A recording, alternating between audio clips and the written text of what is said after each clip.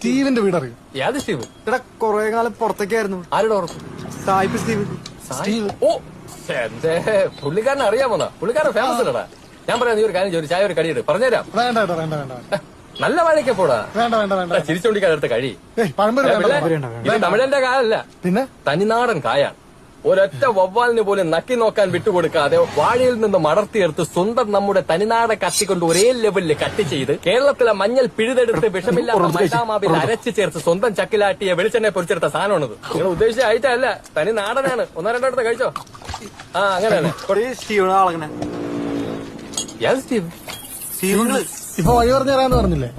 നിങ്ങൾ വഴി പറഞ്ഞു തരാന്ന് പറഞ്ഞോണ്ടല്ലോ ഇത് മേടിച്ചേ. നേരത്തെ വന്ന സായിപ്പ് സ്റ്റീവ്. എനിക്കൊടുത്തല്ലോ നിങ്ങൾ കഴിച്ചതിന്റെ പൈസ വരെ പോടെ. വാ പറഞ്ഞിക്കാതെ പൈസ വരെ പോടാ. സ്റ്റീവ് യാത് സ്റ്റീവ്? ചുമ്മാ മനുഷ്യൻ. പൈസ കൊടുത്തിട്ട് എത്ര രൂപ? രണ്ടെണ്ണം 100 രൂപ.